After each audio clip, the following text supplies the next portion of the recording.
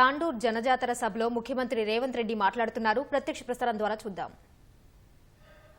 ప్రధానంగా మన వికారాబాద్ జిల్లా పరిధిలో 4 అసెంబ్లీలు ఉంటే ఆనాడు శాసనసభ ఎన్నికల్లో డిసెంబర్ నాడు కొడంగల్, తాండూర్, వికారాబాద్, పరిగి నియోజకవర్గాలలో మీరు అత్యధిక మెజారిటీ ఇచ్చి 4 శాసనసభ్యులను గెలిపించడంతో మీ అభిమానంతో, మీ అండతో, మీ రక్తాన్ని చెమటగా మార్చి మీ భుజాలు కాయలు కాసేలా కాంగ్రెస్ పార్టీ జెండా మోసి గెలిపించినందుకు ఈనాడు తెలంగాణ రాష్ట్రానికి కొడంగల్ నియోజకవర్గం నుంచి ముఖ్యమంత్రిగా, వికారాబాద్ శాసనసభ నియోజకవర్గం నుంచి గడ్డం ప్రసాద్ కుమార్ గారు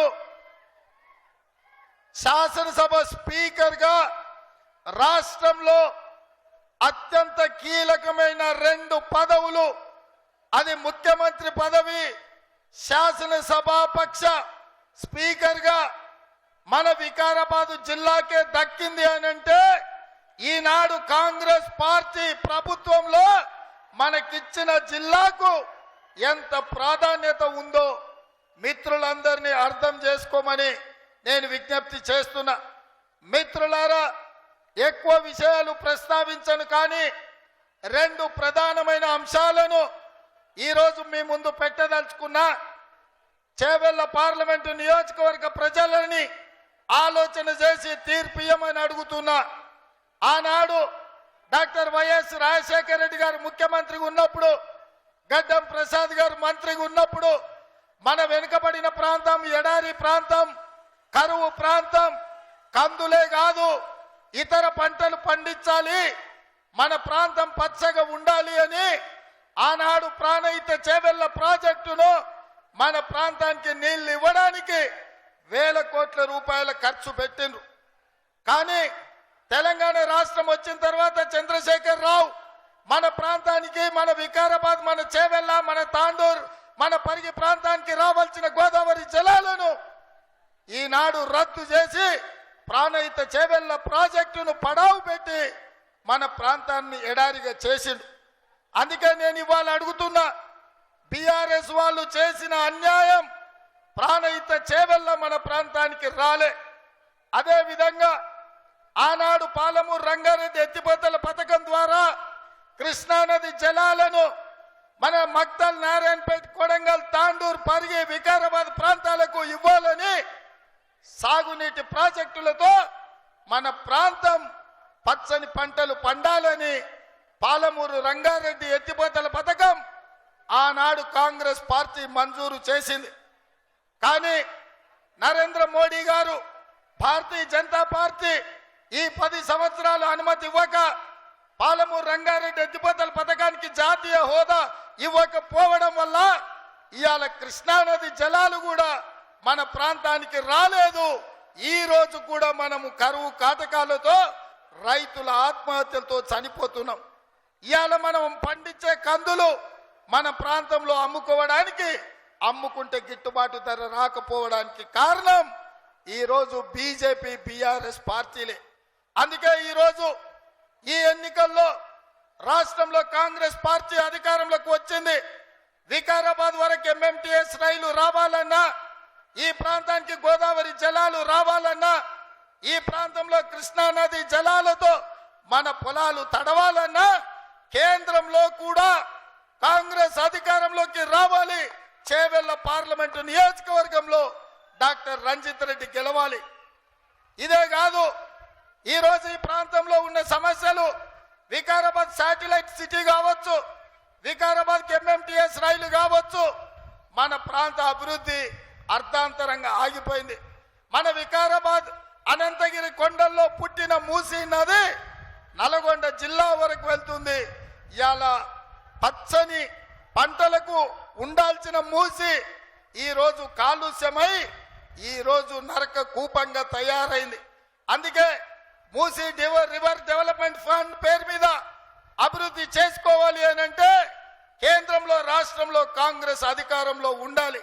అందుకే మన ప్రాంత అభివృద్ధి కోసం, మన సమస్యల పరిష్కారం కోసం మనము ఈరోజు కాంగ్రెస్ను గెలిపించుకోవాలి. ఆనాడు చంద్రశేఖరరావు గారు అన్నారు, రైతు భరోసా పథకంలో కాంగ్రెస్ పార్టీ నిధులు వేయడం లేదు అని. నేను చెప్పిన మే 9 తారీఖు నాడు తప్పకుండా మే 9 తారీఖు లోపల రైతులకు రైతు భరోసా పథకంలో 7,500 కోట్ల రూపాయలు మీ ఖాతాలో వేసి ఈ రైతులను ఆదుకుంటా అని మాట ఇచ్చిన. నేను నిధులేస్తే చంద్రశేఖరరావు అమరవీరుల స్తూపం దగ్గర ముక్కు నేలకు రాయాలి అని నేను సవాలు విసిరిన. 9 తారీఖు చెప్తే 6 తారీఖు నాడే 7,500 కోట్ల రూపాయల నిధులు ఖాతాలలో రైతులకు రైతు భరోసా పథకంలో వేసినాం.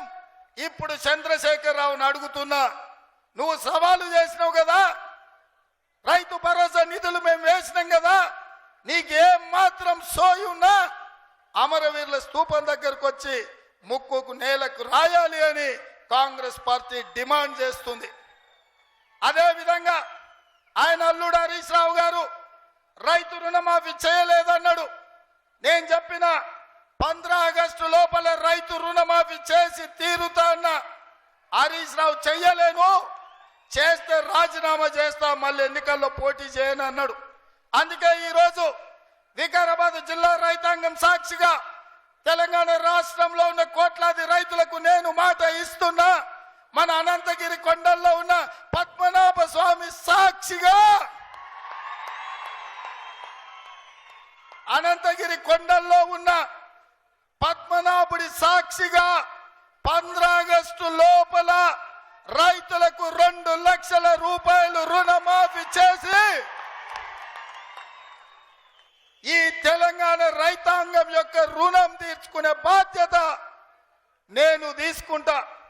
నేను ఇవాళ ఒక్క మాట చెప్పదలుచుకున్నా, ఈ పదవి, ఈ హోదా, ఈ ప్రభుత్వం రైతుల రుణమాఫీ చేయకపోతే, రైతుల రుణము తీర్చుకోకపోతే ఇది నిష్ప్రయోజనం.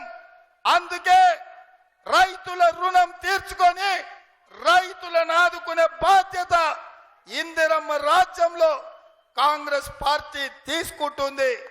అదే విధంగా ఇవాళ బీజేపీ వాళ్ళు నరేంద్ర మోడీ, అమిత్ షా రోజు వస్తున్నారు. సంక్రాంతి పూట గంగిరెద్దులాగా ఊరూరు తిరుగుతారు.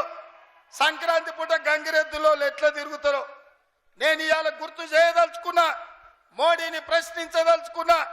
ఆనాడు సోనియా గాంధీ గారు ఖమ్మం జిల్లాలో బయ్యారం ఉక్కు కర్మాగారం మనకిచ్చింది సోనియమ్మ. వరంగల్లో రైల్వే కోచ్ ఫ్యాక్టరీ సోనియమ్మ మనకిచ్చింది. రంగారెడ్డి జిల్లాలో ఐటీఐఆర్ కారిడార్ సోనియమ్మ మనకిచ్చింది. ఐఐటి, ఐఐఎం విద్యా సంస్థల్ని, గిరిజన యూనివర్సిటీని సోనియమ్మ మనకిచ్చింది. Metro rail మనకిచ్చింది. ఐటీ కంపెనీలు మనకిచ్చిండ్రు సోనియమ్మ.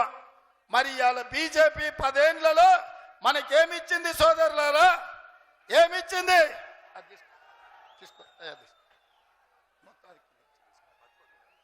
మొత్తం తీసుకొని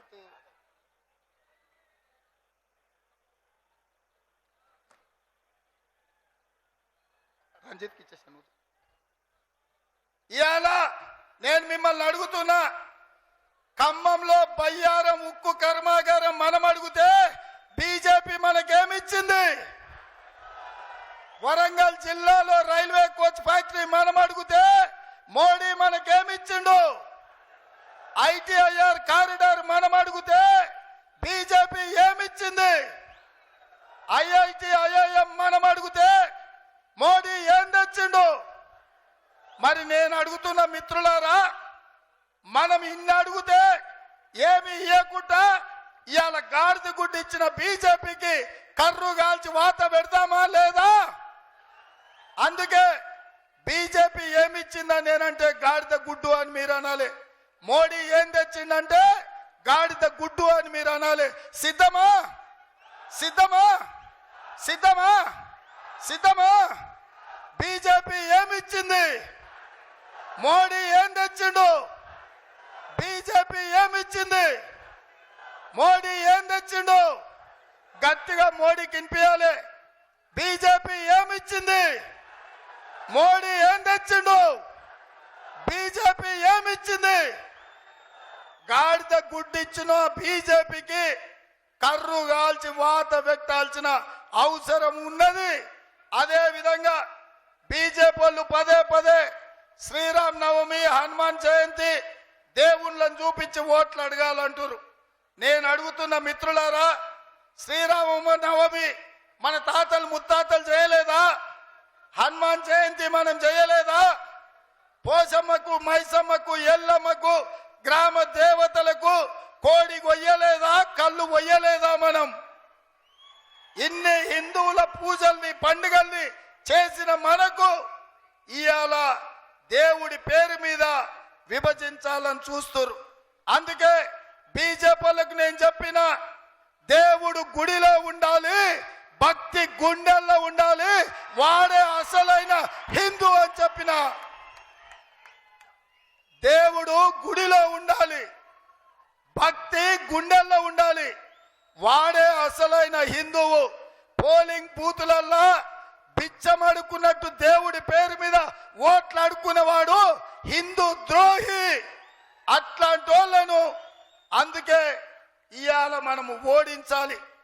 అదే కాదు మిత్రులారా, ఆనాడు డాక్టర్ వైఎస్ రాజశేఖర రెడ్డి గారు ఉన్నప్పుడు సోనియా గాంధీ గారి నాయకత్వంలో ఇందిరమ్మ ఇండ్లు ఇచ్చినాం, ఆరోగ్యశ్రీ పథకం ఇచ్చినాం, రైతు రుణమాఫీ చేసినాం, ప్రాజెక్టులు కట్టినాం.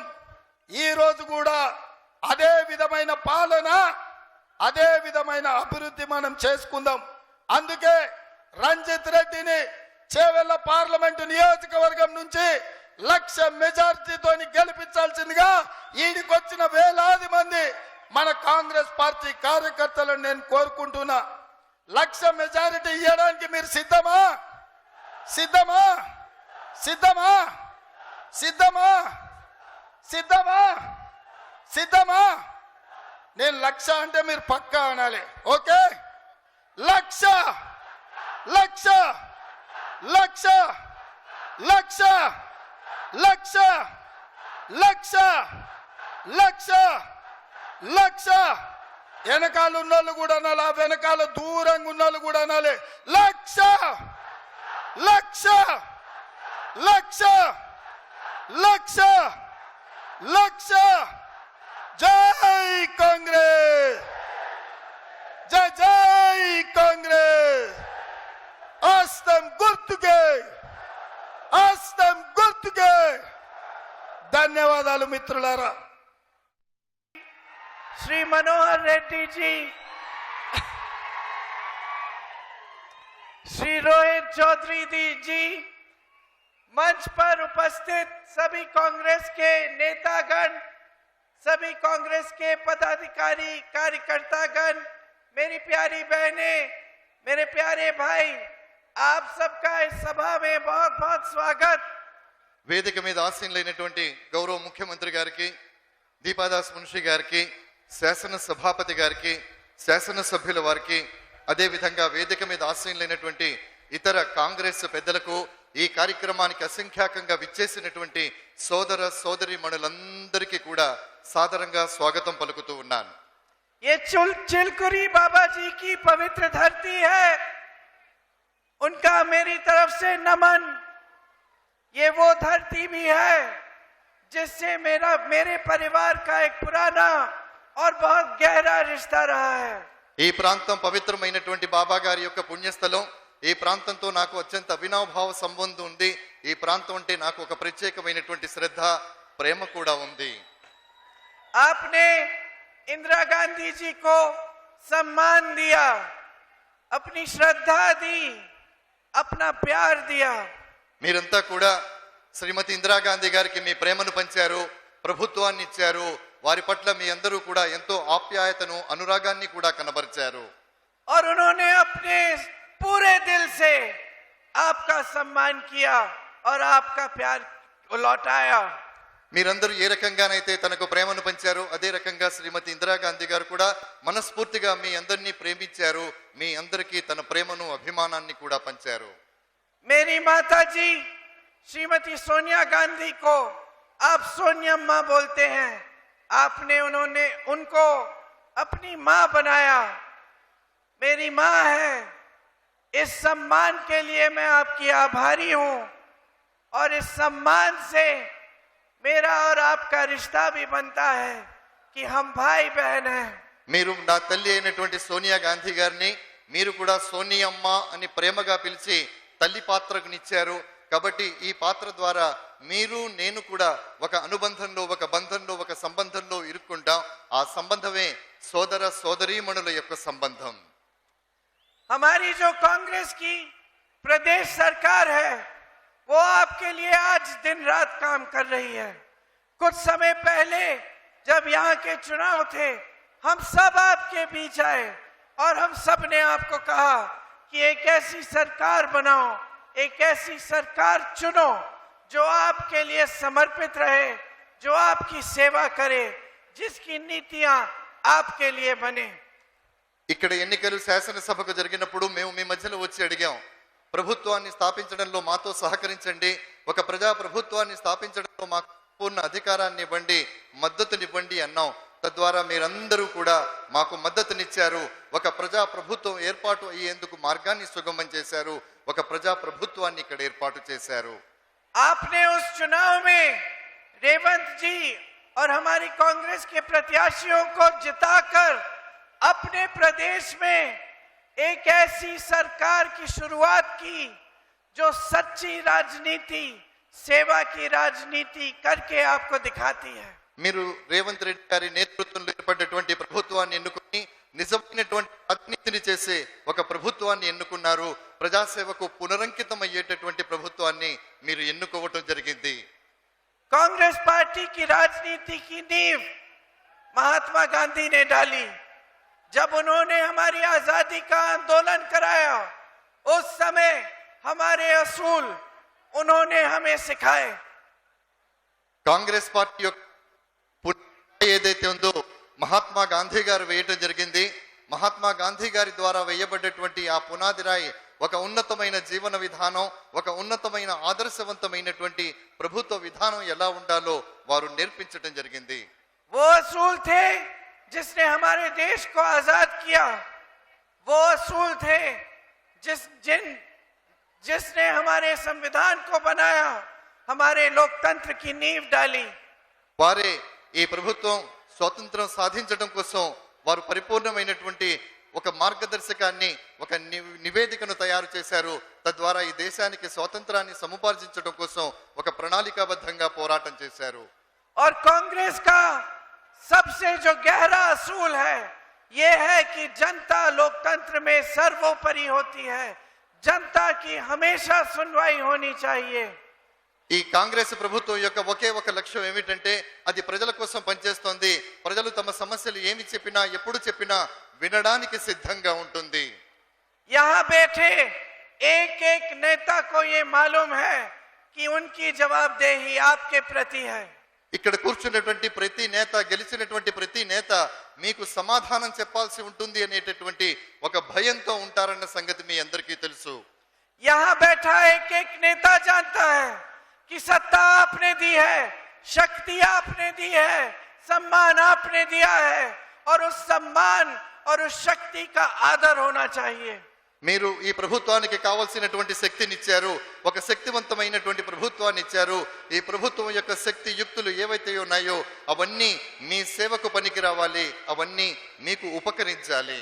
इसीलिए जो गारंटी आपको दी थी हमारी प्रदेश सरकार ने, उसको पूरा करने का काम सरकार बनते ही शुरू हो गया. స్నేహితులారా, ఏ రాజ్యాంగాన్నైతే పరిపూర్ణంగా తీసేయాలనేటటువంటి ప్రయత్నం జరుగుతుందో ఆ ప్రయత్నాలకి గండి కొట్టడం అనేటటువంటిది ఇక్కడి నుండే ప్రారంభం కావాలి. और इनसे वो सुविधाएं मिली आपको जो बाकी देश में नहीं मिल रही हैं. जहां जहां भाजपा की सरकार है वहां लोग तड़प रहे हैं, तरस रहे हैं. ఎక్కడైతే భారతీయ జనతా పార్టీ ప్రభుత్వాలు దేశంలోని వివిధ రాష్ట్రాల్లో ఉన్నాయో అక్కడ ప్రజలు సౌకర్యాలు లేక, పథకాలు లేక అల్లాడుతున్నారు అనేటటువంటి విషయాన్ని మీరు గుర్తుపెట్టుకోవాలి. यहाँ सिलेंडर 500 रुपए का है, बाकी प्रदेशों में कल मैं उत्तर प्रदेश से आई, 1200 रुपए का सिलेंडर है उत्तर प्रदेश में. ఇక్కడ తెలంగాణ రాష్ట్రంలో 500 రూపాయలకు ఇంట్లో సిలిండరు దొరుకుతుంది. నేను నిన్న ఉత్తరప్రదేశ్ రాష్ట్రాన్ని పర్యటించినప్పుడు అక్కడ 1200 రూపాయలకు సిలిండరు అమ్ముతున్న సంగతి తెలుసుకున్నాను. महंगाई का सामना करने के लिए जनता के लिए कोई सहायता नहीं है, कोई समर्थन नहीं है. ప్రజలకి రకమైనటువంటి సహకారం కానీ ఏ రకమైనటువంటి సహాయం కానీ భారతీయ జనతా పార్టీ ప్రభుత్వాలు ఇవ్వడం లేదు. बीजेपी की केंद्र सरकार में 10 सालों में सिर्फ और सिर्फ बड़े बड़े खरबपतियों के लिए सारी नीतियां बनाई हैं. 10 సంవత్సరాల పాలనా కాలంలో భారతీయ జనతా పార్టీ కేవలం గొప్ప గొప్ప వాళ్ళు ధనవంతుల కోసం మాత్రమే పనిచేసింది. వాళ్ళ ప్రయోజనాలు నెరవేర్చడం కోసం మాత్రమే పనిచేసింది. इस देश के गरीब के लिए, किसान के लिए, मजदूर के लिए, इस देश की मेरी बहनों के लिए, मिडिल क्लास के लिए कोई नीति नहीं लाए हैं. స్నేహితులారా, పేదల కోసం, వెనకబడ్డటువంటి వాళ్ళ కోసం, నిరుపేదల కోసం, ముఖ్యంగా సోదరిమణుల కోసం, మహిళల కోసం, కార్మికుల కోసం, కర్షకుల కోసం ఆ ప్రభుత్వాలు ఎప్పుడూ ఏమీ ఎక్కడా చెయ్యలేదు. आप पे टैक्स बार बार बढ़ाते रहते हैं. बड़े खरबपतियों की टैक्स उतनी की उतनी रहती है. మన ట్యాక్సులు నిరంతరం పెరుగుతూ ఉంటాయి, పెరుగుతూ ఉంటాయి, పెరుగుతూ ఉంటాయి. కానీ కోటీశ్వరులు, ధనవంతులు ఎవరైతే ఉంటారో వాళ్ళ ట్యాక్సులు అక్కడే పరిమితమైపోతాయి, అక్కడే ఆగిపోతాయి. बड़े बड़े खरबपतियों को 16 लाख करोड़ रुपए देके कर्ज माफ करते हैं.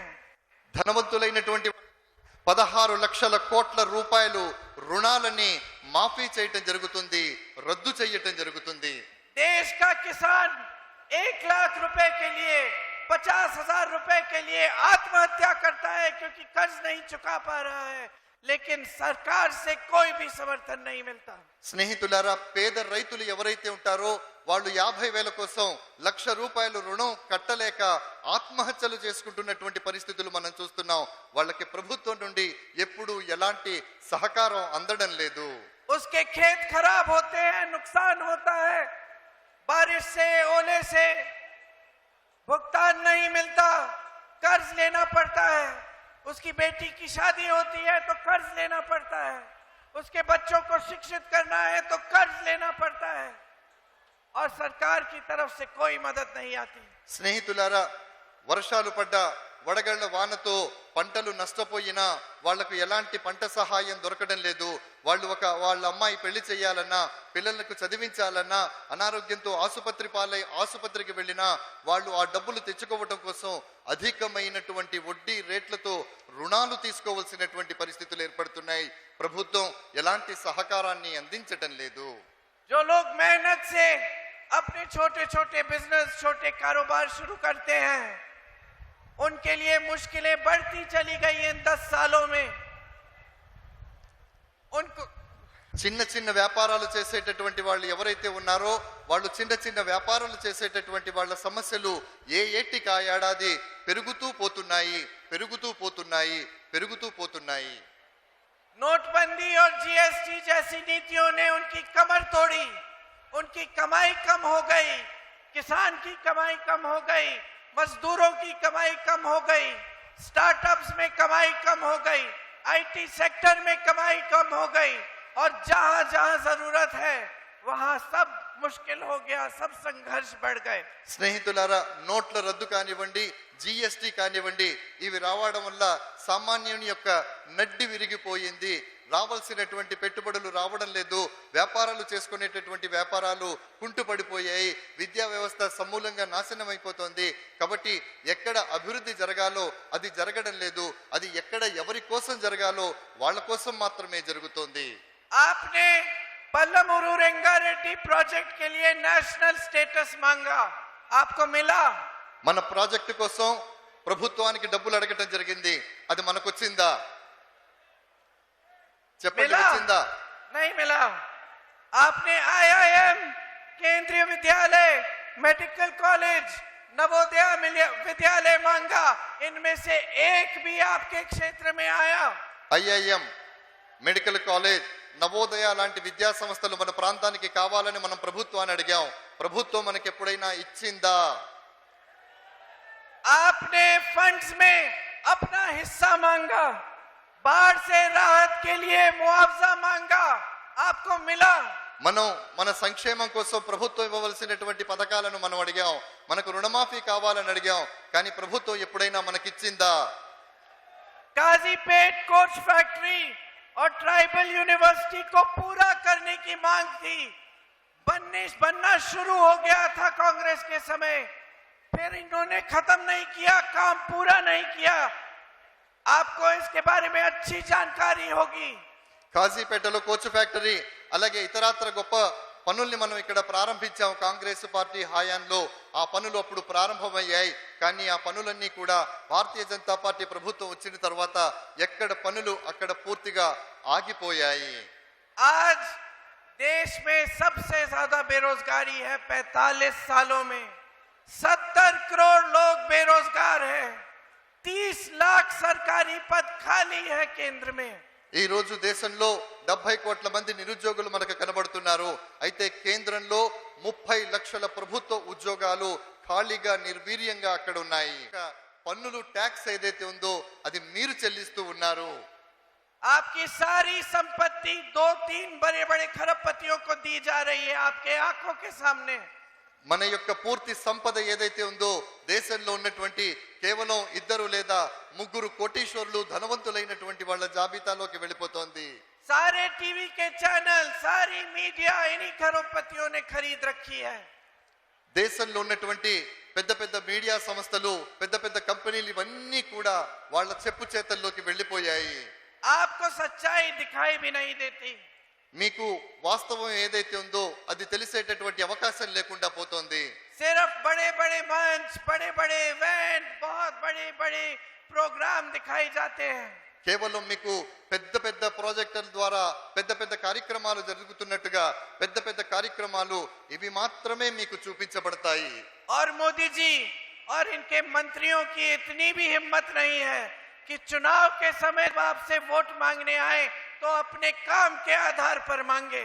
ఈ మోడీ గారు వారి యొక్క మంత్రివర్గానికి చెందినటువంటి సహచరులు వీళ్ళు ఎప్పుడైనా ఇప్పుడు ఈ మధ్య కాలంలో మీ దగ్గరికి ఓటు అడగడానికి వచ్చినప్పుడు మీరు వారిని ప్రశ్నించండి. 10 साल पहले कहा था सबका साथ सबका विकास, आज कह रहे विकसित भारत 2047 में। స్నేహితులారా, సబ్కా సాత్ సబ్కా వికాస్, అందరితోటి అందరి యొక్క వికాసం అనేటటువంటి నినాదంతో వారు వచ్చారు. కానీ 10 సంవత్సరాల తర్వాత మనం చూసినట్టయితే ఎవరి వికాసం జరిగింది, ఎవరి సహకారంతో జరిగిందో అర్థం చేసుకోవాల్సిందిగా మిమ్మల్ని కోరుతూ ఉన్నాను. इनके नेता कहते हैं देखिए मोदी जी का विजन क्या है, 2047 तक सोच रहे हैं। मैं तो इनसे कहती हूं अरे कल और आज का सोच लेते, 10 सालों में एक दिन का सोच लेते कि किस तरह से इस देश की जनता कमा रही है, क्या संघर्ष है आपके, तो आपको सुविधा मिल जाती। రాబోయేటటువంటి 20-25 సంవత్సరాలలో జరగబోయేటటువంటి విషయాల్ని గురించి మోడీ గారు ప్రణాళికలు చెబుతూ ఉంటారు. కానీ ఈ వేళ రేపు ఏం జరుగుతుందో తెలుసుకునేటటువంటి అవకాశాన్ని వారు ఎప్పుడూ వినియోగించుకోరు. ప్రజలు ఎలా బ్రతుకుతున్నారు, ప్రజల జీవన విధానం ఎలా ఉంది అని తెలుసుకునే ప్రయత్నాన్ని వారు ఎప్పుడూ చేయలేదు. ये आपके सामने चुनाव के समय आते हैं और सिर्फ धर्म की बात करते हैं, सिर्फ आप में फूट फैलाने की बात करते हैं ताकि आप एक दूसरे से अलग हो जाएं। వీరు ఎన్నికల సమయంలో మీ మధ్యకు వస్తారు, కేవలం ధర్మానికి సంబంధించినటువంటి మాటలు మాత్రమే మాట్లాడతారు. ఈ మాటలు మాట్లాడడం ద్వారా మనలో విభేదాలు సృష్టించేటటువంటి ప్రయత్నం చేస్తారు. మనమందరం విడిపోవాలి అనేటటువంటి ప్రయత్నాన్ని వారు చేస్తారు. सच्चाई ये है कि इनकी राजनीति की शुरुआत भी यही है और अंत भी यही है, और कुछ है नहीं इनकी राजनीति में। వీరి యొక్క వాస్తవం ఏమిటంటే వీరి యొక్క ప్రారంభం కూడా ఇక్కడే ఉంటుంది, వారి యొక్క ముగింపు కూడా అక్కడే ఉంటుంది. అంతకు మించి వారికి చెప్పడానికి ఇంకా వారి వద్ద ఏమాత్రం విశేషాలు లేవు, ఏమాత్రం సబ్జెక్టు లేదు. इनकी पूरी विचारधारा यही है कि किसी भी हालत में सत्ता अपने हाथों में रखनी है और सत्ता जनता के जज्बातों के आधार पर लेनी है। స్నేహితులారా, వీరిది ఒక్కటే ప్రధానమైనటువంటి లక్ష్యంగా వీరు ముందుకు సాగుతారు. ఏది ఏవైనప్పటికీ కూడా అధికారం తమ చెప్పు చేతల్లో ఉండాలి, అధికారులుగా తామే ఉండాలి, అధికారం అంతా తామే అనుభవించాలి అనేటటువంటి. आपके बीच आके झूठ बोलते हैं, कहते हैं कि कांग्रेस पार्टी धर्म के विरोधी है, कहते हैं कि हम आपकी सारी संपत्ति ले लेंगे और किसी एक कौम को दे देंगे। స్నేహితులారా, వారు మీడియా సమక్షంలో వచ్చి మీడియా ముందుకొచ్చి చెబుతూ ఉంటారు. ఎంతటి అబద్ధం చెబుతారంటే, మీ దగ్గర ఉన్నటువంటి సంపద మొత్తం మేము తీసేసుకుంటాము, ఆ సంపదలో సగం సంపద వేరే వారికి ఇస్తాము అనేటటువంటి ఒక మాటను వారు చెప్తూ ఉన్నారు. हमारे हिंदू धर्म की सारी सीख, सारे भगवान, सारे संत, सारे महात्मा, सारे गुरुओं ने यही सिखाया कि सत्य के पथ पर चलो। మన హైందవ ధర్మంలో మన గురువులు గాని, మన ధర్మం గాని, మన ఋషులు గాని, మునులు గాని వీళ్ళందరూ కూడా మనకు నేర్పించింది ఒకటే, అది సత్య పథంలో నడవండి, సత్య మార్గంలో నడవండి, సత్యాన్ని అన్వేషిస్తూ ముందుకు సాగండి. और सत्य और अहिंसा के पथ पर चल के महात्मा गांधी जैसी महान शख्सियत ने हमें आजादी दी और कांग्रेस पार्टी की नींव डाली। స్నేహితులారా, సత్యము అహింస అనేటటువంటి ఈ రెండు సిద్ధాంతాల మీద మహాత్మా గాంధీ గారు యావత్తు జీవితాన్ని గడిపి, ఆ జీవితం అంతా కూడా ఆయన అదే సిద్ధాంతంలో, అదే పంథాలో సాగి ఈ దేశ స్వాతంత్రాన్ని సాధించడంలో అమోఘమైన పాత్రను పోషించారు. మనకి స్వాతంత్రాన్ని यही हमारा धर्म है। महात्मा गांधी जी शहीद हुए इस देश के लिए, उनके मुंह से क्या निकला जब गोली मारी उनको? हे राम निकला, हे राम, हे राम। స్నేహితులారా, మహాత్మా గాంధీ గారు ఎంత మహోన్నతమైనటువంటి వారంటే, వారి ఛాతీని చీల్చుకొని తుపాకీ గుండు వెళ్ళినప్పుడు వారి నోటి ద్వారా వచ్చిందేమిటి? హే రామ్, హే రామ్, హే రామ్ అనే మాటతోనే వారు తనువు చాలించిన విషయం గుర్తు పెట్టుకోవాలి. उनके खून ने इस धरती को सींचा, उनके खून ने हमें आजादी दी।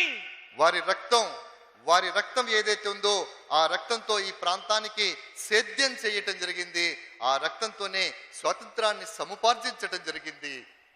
उनका सारा आंदोलन हिंदू धर्म की सीख पर आधारित था, और ऐसा कोई धर्म नहीं है हमारे देश में जो आपको ये नहीं सिखाता कि आप सच्चाई को पर, आप अपने सच्चे अनुभव पर और सत्य के पथ पर चलो।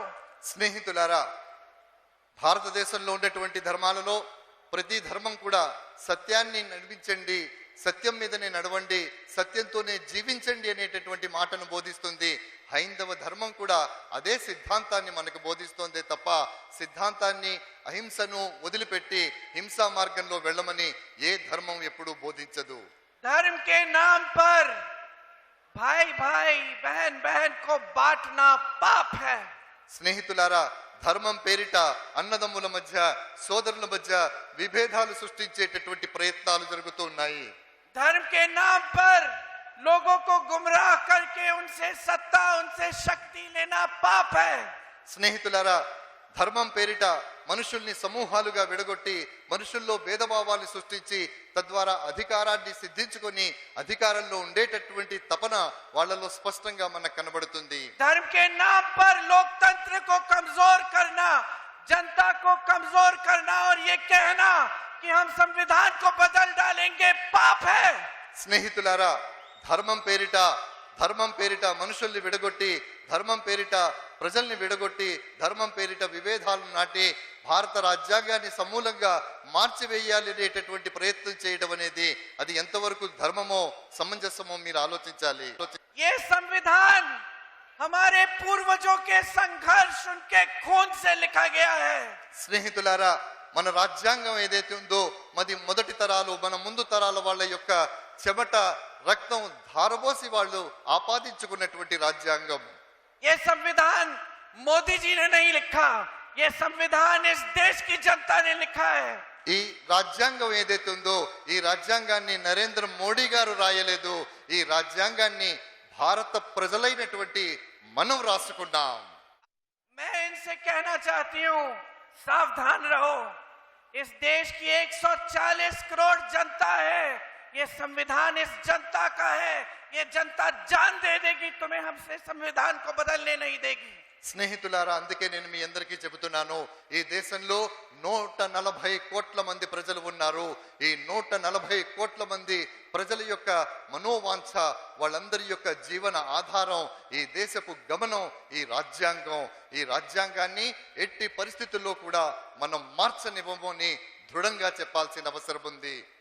बहुत खेल लिया है हमारे जज्बातों के साथ, बहुत गुमराह कर लिया है जनता को, बहुत झूठ बोले हैं और बहुत हो गया है अब।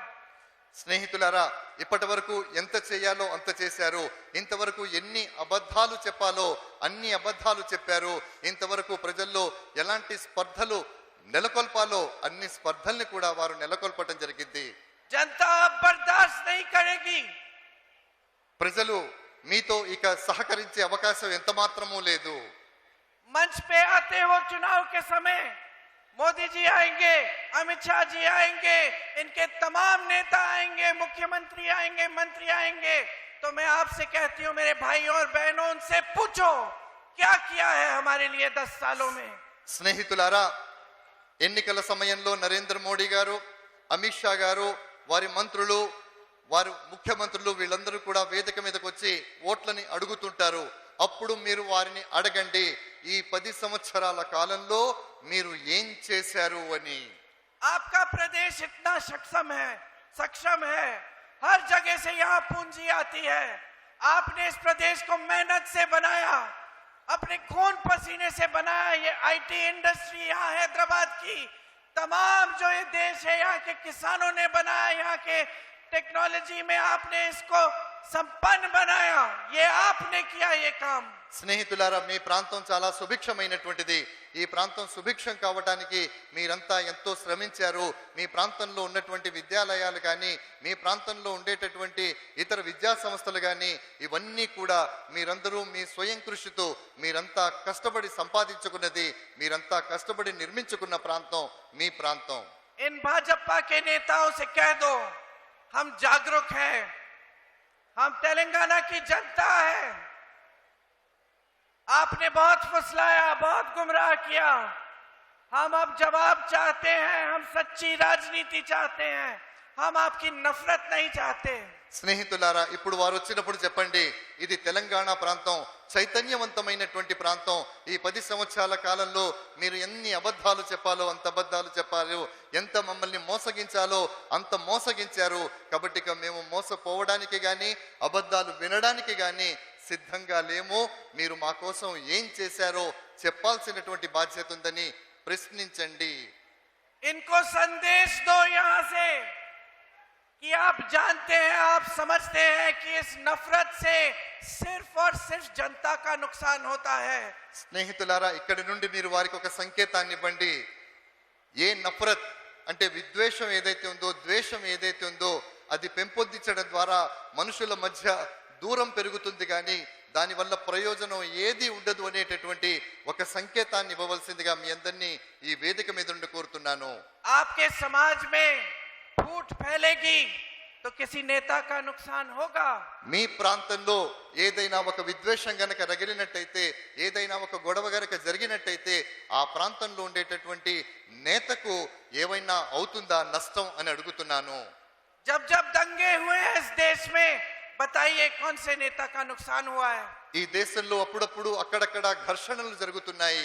ఈ జరిగేటటువంటి ఘర్షణల ద్వారా ఏ నేతకైనా నష్టం జరిగిందా ఒక్కరి పేరైనా చెప్పండి అని మిమ్మల్ని అడుగుతున్నాను. जब प्रदेश में पूंजीवादी बंद हो जाएगी क्योंकि अराजकता फैलेगी, तब స్నేహితులారా, किस नेता का नुकसान होगा? आपका नुकसान होगा, जनता का नुकसान होगा। స్నేహితులారా, ఈ ప్రాంతంలో గనక విద్వేషాలు రగిలినట్టయితే, విద్వేషాలు పెచ్చరిల్లినట్టయితే ఇక్కడ ఉండేటటువంటి వనరులన్నీ కూడా తమంతట తాముగా వెనక్కి వెళ్ళిపోతాయి. తద్వారా నష్టం మీకు జరుగుతుంది. ప్రజలుగా మీరే ఆ నష్టాన్ని భరించాల్సి ఉంటుంది. आज इनकी सच्चाई पूरे देश के सामने खुल गई है। ఈ రోజు వారి వాస్తవం, వారి సత్యం ఏమిటో ఈ ప్రపంచం ముందు, దేశం ముందు బహిర్గతమైంది. भ्रष्टाचार की बातें करते थे, काला धन वापस लाएंगे दुनिया से। सबसे बड़ी भ्रष्टाचार की स्कीम इन्होंने निकाली, स्कीम बनाई इलेक्टोरल बॉन्ड्स की। స్నేహితులారా, నల్లధనాన్ని వెనక్కి తీసుకొస్తాం, అవినీతిని అంతం చేస్తామనేటటువంటి మాటని వారు ఆరంభంలో చెప్పేవారు. కానీ నిజమైనటువంటి నల్లధనం అంతా కూడా వారి దగ్గరే ఉంది. నిజమైనటువంటి అవినీతి అంతా కూడా అక్కడే ప్రారంభం అవుతుంది. विकास की बात की, सिर्फ बड़े खरबपतियों का विकास हुआ। यहाँ पूरे देश भर में बेरोजगारी फैली, महंगाई बढ़ी, किसान खेती कर नहीं पाया, कमा नहीं पाया। స్నేహితులారా, వికాస్ అంటే ఉన్నతి మాటను ఎప్పుడు చెబుతూ ఉంటారు. కానీ ఉన్నతి జరిగింది ఈ దేశంలో కాదు, కొంతమంది కోటీశ్వర్లు అయినటువంటి వాళ్లకు మాత్రమే ఆ వికాస జరిగింది. దేశంలో నిరుద్యోగం పెరిగింది, ఆకలి పెరిగింది. ఇవి మాత్రమే ఈ దేశంలో పెరిగాయి తప్ప ఎలాంటి వికాసం. స్నేహితులారా, ఈ ప్రాంతంలో అన్నిటికంటే మేడం సునానే సబ్సే బడా पद है, बिगेस्ट पोजीशन। ఈ దేశంలో అత్యున్నతమైనటువంటి పదవి, అత్యున్నతమైనటువంటి స్థానం ఏదైతే ఉందో అది ప్రధానమంత్రి యొక్క స్థానం. जब देश के प्रधानमंत्री 10 सालों के राज के बाद आपके सामने इतनी हिम्मत नहीं कर सकते कि आपको बताएं कि 10 सालों में क्या किया, जब देश के प्रधानमंत्री ऐसे मंचों पर आकर रोते हैं और अपनी मुसीबतें गिनाते हैं कि किसने कितनी गालियां दी, कि कौन क्या कह रहा है, जब देश के प्रधानमंत्री आपको ऐसे ऐसे फिजूल के झूठ बोलते हैं कि कोई राजनीतिक दल आपकी भैंस चुराएगा या अपने गहने चुराएगा, तब आप जानते हैं कि ये प्रधानमंत्री दुर्बल है, ये प्रधानमंत्री कायर है, इसने हमारे लिए कुछ किया नहीं, इसीलिए हमें ये सब बातें बता रहा है। స్నేహితులారా, ఈ దేశంలో అత్యున్నతమైనటువంటి పదవి ఏమిటంటే ప్రధానమంత్రి పదవి. ఆ ప్రధానమంత్రి ఈ 10 సంవత్సరాల కాలంలో తాను ఏం చేశానో వేదిక మీద నిలబడి ఎప్పుడూ చెప్పలేదు. ఆయన ఎప్పుడు వేదిక మీద నిలబడ్డా ఆయన కష్టాలే చెప్పుకున్నారు. నేనొక్కడనే సాధిస్తున్నాను అనేటటువంటి మాటను చెప్పుకున్నారే తప్ప ఈ దేశానికి ఏం చేశారో ఆయన ఎక్కడా చెప్పలేదు. అవసరమైతే ఆయన కన్నీళ్లు పెట్టుకున్నారు, ఆయన ఏడ్చారు తప్ప ఈ దేశానికి ఏమి చేశారో ఆయన ఎప్పుడూ చెప్పలేదన్న విషయం మనం గమనించాలి. सुबह से शाम तक सिर्फ कांग्रेस पार्टी के घोषणा पत्र की बात करते हैं और वो भी सारी झूठी बातें। एक सच नहीं बोला है हमारे न्याय पत्र के बारे में। స్నేహితులారా, ఎన్నికల సందర్భంగా మనం విడుదల చేసినటువంటి మన మేనిఫెస్టో ఏదవుతుందో దానికి సంబంధించినటువంటి ఉదయం నుండి సాయంత్రం దాకా దాని ప్రస్తావనే తీసుకొస్తారు కానీ వారేం చేశారో ఎప్పుడూ చెప్పరు. మనం తీసుకొచ్చినటువంటి మేనిఫెస్టోకి సంబంధించినటువంటి దాంట్లో కూడా పరిపూర్ణమైనటువంటి నిజాన్ని చెప్పకుండా కేవలం అబద్ధాలని మాత్రమే చెప్తూ ఉంటారు. मैं उनसे पूछना चाहती हूँ, उनके घोषणा पत्र में क्या लिखा है? నేను వారిని అడగాలనుకుంటున్నాను, మీరు విడుదల చేసినటువంటి మేనిఫెస్టో ఏదైతే ఉందో అందులో ఏముందో చెప్పండి. मैं बताती हूँ, నేను చెబుతాను వినండి. जितनी भी स्कीमें कांग्रेस ने शुरू की उनका नाम बदल के मोदी जी की फोटो चिपका के आपके सामने डाल दिया होगा। ఎన్ని పథకాలైతే ఏవైతే మనం ప్రవేశపెట్టామో వాటి స్థానంలో నరేంద్ర మోడీ తన ఫోటోని చిత్రీకరించి ఇదిగో ఇదొక కొత్త పథకం అని మీ ముందు ప్రవేశపెట్టే ప్రయత్నాన్ని చేశారు. जितने बड़े प्रोजेक्ट कांग्रेस ने शुरू किए जो 10 सालों में पूरे हो गए उन पे अपनी फोटो चिपका के अपना नाम बदल के आपको बताया होगा। గతంలో మనం ప్రారంభించినటువంటి పథకాలు పరిపూర్ణమైనటువంటి వాటి మీద తన ఫోటోని వేసుకొని ఇదిగో ఇవన్నీ కూడా నేను చేశాను అని బహుశా మీకు చూపిస్తూ ఉండవచ్చు. हमारे न्याय पत्र के बारे में बोलते हैं सुबह से शाम तक, लेकिन उसको पढ़ने से डरते हैं। మిత్రులారా, మన యొక్క మేనిఫెస్టోని గురించి మనం పంపించినటువంటి ప్రజల్లో ఇచ్చినటువంటి నిబంధనల గురించి వారు మాట్లాడుతూ ఉంటారు తప్ప దాన్ని చదివేటటువంటి సాహసం, ధైర్యం వారు ఎప్పుడూ చెయ్యరు. क्योंकि हमारा न्याय पत्र आपकी सारी संपत्ति वापस आपके जेब में डालने का काम करता है। మనం ఇచ్చినటువంటి నిబంధనల్లో, మనం ఇచ్చినటువంటి మేనిఫెస్టోలో మీ సంపద ఏదైతే ఉందో ఆ సంపద సర్వస్వాన్ని తీసుకొచ్చి మళ్ళీ మీ సొంత ఇంట్లో, మీ సొంత పాకెట్లో వేసేటటువంటి ప్రయత్నం చేసే దిశగా మా నిబంధనావళి, మా ఎన్నికల మేనిఫెస్టో ఉంది. हमारे न्याय पत्र में वो सारी चीजें हैं जो इनको करनी चाहिए थी 10 सालों से, लेकिन इन्होंने की नहीं. మనం ఇచ్చినటువంటి న్యాయపత్రాలు ఏవైతే ఉన్నాయో అందులో ఉండేటటువంటివన్నీ కూడా వీరు చేసి ఉండవలసింది, కానీ వారు ఎప్పుడు దాన్ని చేసేటటువంటి సాహసాన్ని చెయ్యలేదు, దాన్ని ఎప్పుడు చెయ్యలేదు. किसानों के लिए एमएसपी को कानून बनाएंगे, आपको एमएसपी कानूनी तौर पे मिलेगा. స్నేహితులారా, కనీస మద్దతు ధర ఏదైతే ఉందో దాన్ని చట్ట పరిధిలోకి తీసుకురావడం జరుగుతుంది. తద్వారా కనీస మద్దతు ధర అనేది మీకు సంప్రదించేటటువంటి ఒక చట్టబద్ధత అవుతుంది. खेती के सारे सामानों से जीएसटी हटाई जाएगी. వ్యవసాయ ఆధారితమైనటువంటి అన్ని పంటల మీద జిఎస్టిని పరిపూర్ణంగా తొలగించడం జరుగుతుంది. आपकी कर्ज माफी के लिए एक स्थायी आयोग बनेगा. మీ రుణాలు మాఫీ చేయటం కోసం ఒక అద్భుతమైనటువంటి ప్రణాళికను మేము రూపొందిస్తూ ఉన్నాము. जैसे मनरेगा आपको 100 दिन के रोजगार का अधिकार देता है, उस तरह से शहरों में भी हम 100 दिन के रोजगार का अधिकार आपको देंगे. ఏ రకంగానైతే మన్రేగా గ్రామీణ ప్రాంతాల్లో 100 రోజుల పని గ్యారంటీని ఇస్తుందో అదే విధంగా పట్టణ ప్రాంతాల్లో కూడా 100 రోజుల పని గ్యారంటీని మేము ఇవ్వబోతున్నాము. श्रमिकों के लिए न्यूनतम मजदूरी 400 रुपए प्रतिदिन की करेंगे. శ్రామికుల కోసం 400 రూపాయలు ప్రతిరోజు కనీసం ఇవ్వాల్సిందిగా ఒక చట్టాన్ని కూడా తీసుకొచ్చే ప్రయత్నాన్ని చేస్తాం. मेरी बहनों के लिए गरीब परिवार में सबसे बड़ी महिला के खाते में 8,500 रुपए हर महीने 1 लाख रुपए सालाना हम डलवाएंगे. ఇంట్లో జాబితాని రూపొందించిన తర్వాత ఆ ఇంట్లో ఉండేటటువంటి ఆ కుటుంబ పెద్ద మహిళ ఎవరైతే ఉంటారో ఆ మహిళ బ్యాంక్ అకౌంట్ లో సంవత్సరానికి 1,00,000 రూపాయలను మేము వేయటం జరుగుతుంది. जो 30 लाख सरकारी पद खाली है उनको भरेंगे. जो सरकारी रोजगार खाली है 30 लाख उनको भरेंगे.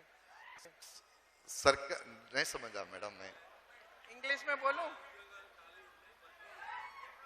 కేంద్రంలో ఖాళీగా ఉన్నటువంటి 30 లక్షల ఉద్యోగాలు ఏవైతే ఉన్నాయో వాటిని పరిపూర్ణంగా భర్తీ చేస్తాం. గట్టిగా చప్పట్లతో అభినందనలు తెలియజేయవలసింది. युवाओं के लिए 5,000 करोड़ का फंड बनेगा, ताकि अगर आप अपना बिजनेस स्टार्ट करना चाहते हैं या एक छोटा कारोबार बनाना चाहते हैं, आपको सुविधा मिलेगी. మీరు చిన్న చిన్న వ్యాపారాలు ప్రారంభించాలనుకున్నప్పుడు మీకు పరిపూర్ణమైనటువంటి సంపూర్ణమైనటువంటి సహకారాన్ని ప్రభుత్వం మీకు అందజేస్తుంది. जो स्नातक पास युवा हैं उनके लिए पहली नौकरी पक्की, सालाना 1 लाख रुपए की आमदनी हम गारंटी देते हैं. స్నేహితులారా, ఎవరైతే డిగ్రీ పూర్తి చేస్తారో పహలీ నౌకరీ పక్కి, మొదటి ఉద్యోగం పక్కా అనేటటువంటి పథకంలో భాగంగా వారికి సంవత్సర కాలం పాటు ఉద్యోగం ఇవ్వడం జరుగుతుంది. అందులో తక్కువలో తక్కువ 1,00,000 రూపాయలు అతను సంపాదించుకోవడానికి అవకాశాన్ని కల్పించడం జరుగుతుంది. ये हमारी गारंटी है. इस चुनाव में आपने खुद अपने प्रदेश में देखा है कि जब हमारी सरकार आई तो आते ही आपकी गारंटी को पूरी करने का काम किया. స్నేహితులారా, మేము ఏదైతే గ్యారంటీ ఇస్తామో దాన్ని పక్కా పరిపూర్ణం చేస్తామనే విషయం మీకు తెలుసు. ఎలా అంటే మా ప్రభుత్వం తెలంగాణ రాష్ట్రంలో వచ్చిన తర్వాత ఎన్నికల సమయంలో మేము ఇచ్చినటువంటి ప్రతి హామీని పరిపూర్ణంగా నెరవేర్చడం జరిగింది. आपने आरआरआर पिक्चर देखी? చూసారా? आपने आरआरआर पिक्चर देखी? మీరు అలాల పిక్చర్ చూసారా? చూసిన వాళ్ళు చెయ్యొద్దండి. पूरी दुनिया में मशहूर हुई. మొత్తం ప్రపంచం అంతా కూడా చాలా ఫెమిలియర్ పిక్చర్, చాలా ఫేమస్ సినిమా అది. तो मोदी जी और उनके मंत्रियों को नाटू नाटू करने दो. మోడీ గారిని వారి మంత్రులందరినీ కూడా ఆ సినిమాలో లానే చేసుకున్నారు. आपके पास रेवंत रेड्डी जी है आरआर, और राहुल है आरआर है. साथ में आपको एक ऐसी देश में सरकार देंगे जो आपके लिए दिन रात काम करेगी और दुनिया में आपको मशहूर बनाएगी, देश को सम्मान दिलवाएगी. స్నేహితులారా, మీ దగ్గర ఒక సమర్థవంతమైనటువంటి నాయకత్వం రేవంత్ రెడ్డి గారి రూపంలో ఉంది. వారి సారథ్యంలో ఈ రాష్ట్రం అన్ని రంగాలలో సర్వతోముఖాభివృద్ధి సాధిస్తోంది అని నేను మీ అందరికీ తెలియజేసుకుంటూ ఉన్నాను. आपने बड़ी ध्यान से मेरी बातें सुनी, उसके लिए बहुत बहुत धन्यवाद. मेरी बातों को याद रखना. जब पोलिंग के दिन वोट डालने जाओगे तो हमारे प्रत्याशी को जिताकर इस देश में सही राजनीति को वापस लाइए। धन्यवाद। जय हिंद। నా మాటలు ఇంతవరకు విన్నందుకు మీ అందరికీ ధన్యవాదాలు తెలియజేసుకుంటున్నాను. మీరు ఖచ్చితంగా గుర్తుపెట్టుకోండి, పోలింగ్ రోజున జెండా బట్టి సింగమోలే కదిలేనాడు ఒక్కరో కాంగ్రెస్ సూర్యుడు మన రాహుల్ గాంధీ నిగదీసి అడిగే మునగాడు విడి భూమిన వాన